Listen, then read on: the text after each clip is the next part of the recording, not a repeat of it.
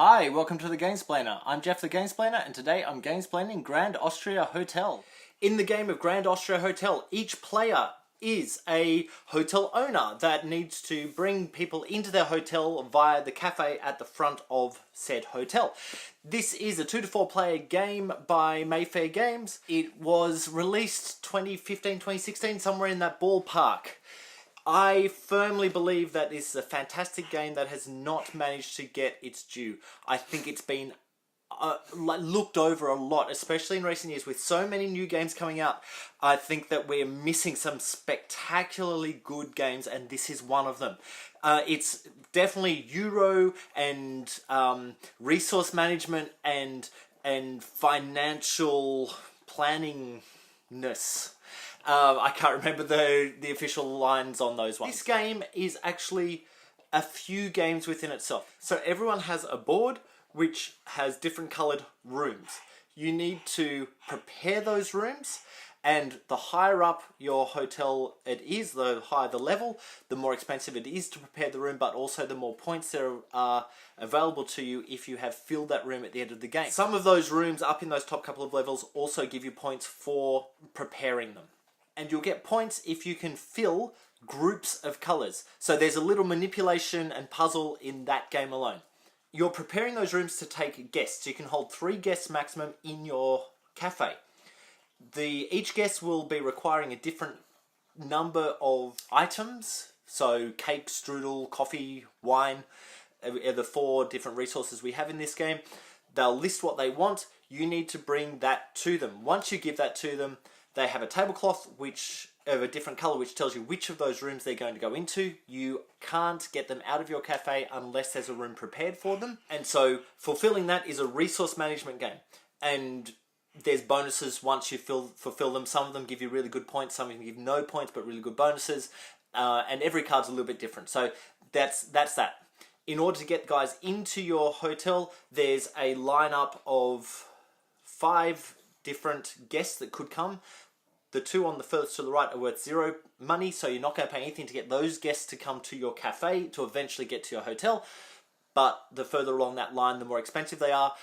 Just like the mechanism on many other games, when something's taken out from this end of the road, the entire row shifts down and a new one comes out. So the one that costs 3 money will eventually cost 0 if no one's taken it. But if someone desperately wants that one, they're going to pay the money to get that particular guest into their cafe. On top of that, there is a dice management or dice selection element to the game. So a whole pile of dice are rolled, and in turn order, once you've taken your guest into your cafe, you can then select one of the rows of dice. So the dice are put into their number grouping, so all the 1s together, 2s, etc. The number of dice in that number area tells you how many times you can do that action. And so if you can get 5 of the dice showing in the money area, you can take 5 money for that. And when you take that, you remove one of the dice. So the next player can only use that 4 times rather than 5.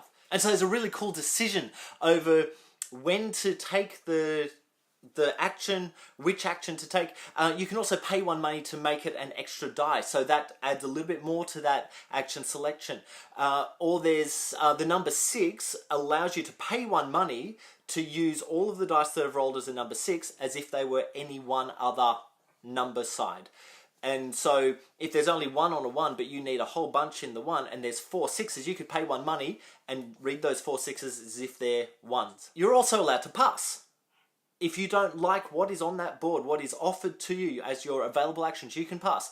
And once we get around and everyone has had a chance to either have a turn, remove a die and put it on their marker to show they've had a turn, or pass, then everyone who's passed gets to go again. But the first person, in player order, the first person will pick up all the dice, remove one of them to this trash bin, and then roll them all again. And then everyone who has previously passed will have another chance to select their action. They can pass again. You can keep passing.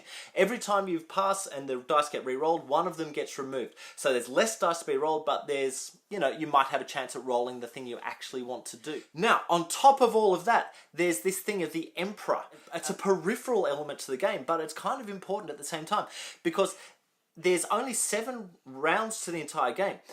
After the 3rd, 5th and 7th round, we have an Emperor scoring. What happens on the Emperor scoring point is you get points for wherever you are on the Emperor track, and there's things that will happen within those guests that you fulfill their orders that they might push you up on the Emperor track, or there's one of the die numbers allows you to choose to take money or push yourself up on that Emperor track. And so if you have got to a certain point on the Emperor track, you're going to get some points for being there. Once you take those points, you then move your token 3 points backwards, or three spots backwards on the Emperor track. And if you're still in the positive area, which is from 3 up, you'll get a bonus, a gift from the Emperor. If you are on 1 or 2, nothing happens. The Emperor isn't happy. He's not sad, but he's not happy, so he's not going to give you any benefits. If you've moved back to a 0, you actually get punished by the Emperor. So it might be he takes away, you have a choice of losing money or points, something like that. And so there's this element of, I don't want to get punished, so I'm going to push myself forward on that Emperor track, even though it means I'm not doing something else that might get me a whole bunch of points. And then you've got to weigh up, is it worthwhile saving myself on the Emperor track to get these points, or am I better just ignoring the Emperor track and taking the hit 3 times through the game to be able to keep working on what I'm trying to do down on my actual board in my hotel? And making that decision is actually a really important decision to make. On top of that, so that's another game in and of itself that's kind of peripheral to the main game, but could be really important. There's also some bonus cards that everyone's working towards. And those cards that you're working towards, they're called the politics cards. And it's basically once you hit a certain state in your play on your mat, so you might maybe get your Emperor marker up to the number 10, or you might have fulfilled a certain number of red and yellow rooms in your hotel, something like that. As soon as you've done that, you get to put your marker up onto that politics card. Now there's 3 of them available. The first person who puts a marker on one of them will get 15 points. First person on the next one, 15, next one, 15. So there's 45 points available if you can get there first. The second person to claim them only gets 10 points. And so claiming them is important, but claiming them early is important. I made up a word, do you like it? Is more important. So there's so much going on. It's such crunchy decision on this.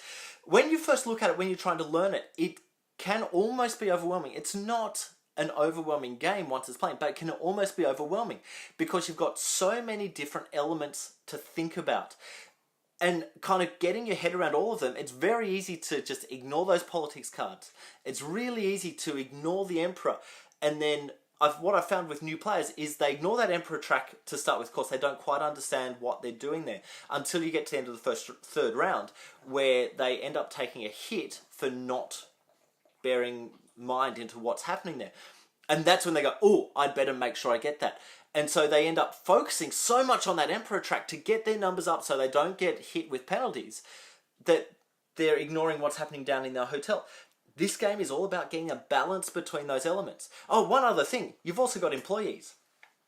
Employees are special bonuses that you can purchase into your lineup, and they will give you bonuses. So some will give you an ongoing bonus, some will give you a one-off bonus, some will give you endgame points. All of these things are valuable, and it's up to you to choose when to get them into your hotel. You start with 6 cards. There are a few bonuses on the tablecloths of guests that will give you extra cards. There are a few bonuses on the tablecloth of guests which will allow you to play cards for a discount.